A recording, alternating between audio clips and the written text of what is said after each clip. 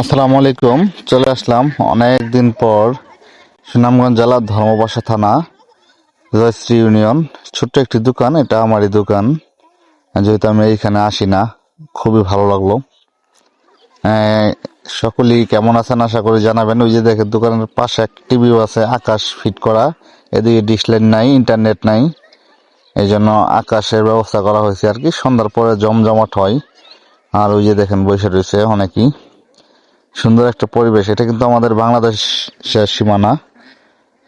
আশা করি অনেকে চিনেন, অনেকে চিনেন না। সুন্দর একটি জায়গা, খুবই ভালো লাগলো। আর সকলে দোয়া করবেন। ছোট্ট একটি দোকান, অনেকদিন যাবতই পরিচালনা করা হইতেছে। হয়তো আমি থাকি না, আমি থাকি বাড়িতে।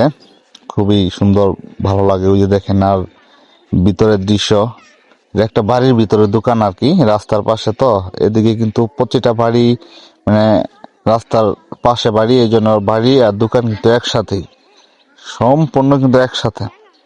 আর ওই যে বাহিরের রাস্তা, ওই যে দেখেন রাস্তায় ওপাশে। আর পিছনে এই রাস্তা কিন্তু আপনার একদম সিলেট, বাংলাদেশের যে কোনো পর্যায়ে কিন্তু যেতে পারবেন আর কি। পিছনের রাস্তা, এই রাস্তা অনেক চলাচল কষ্ট হয় সাধারণ মানুষ বা এই এলাকার মানুষ। বাংলাদেশের ভিতরে সব থেকে ভয়াবহ রাস্তা হচ্ছে এটা। আর প্রচুর ধুলাবালি, দোকানে প্রচুর ধুলা, দেখতে পাচ্ছেন কিনা জানি না। আর এদিকে কিন্তু ইন্টারনেটের খুবই সমস্যা ভাই। ভিডিও আপলোড দেওয়া খুব কষ্ট হয়।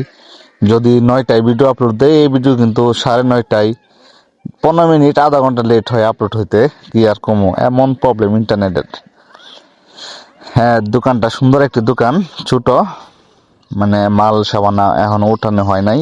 এখন থেকে পুরো দমে বেচা কেনা হইব আর কি, ধান দেওয়া পর্যন্ত। এখন যেহেতু গৃহস্থী সবাই, বুড়ো ক্ষেত, বড় জমি লাগাইতেছে। এই যে দেখতেছেন, এটা চা ক্ষেতনি।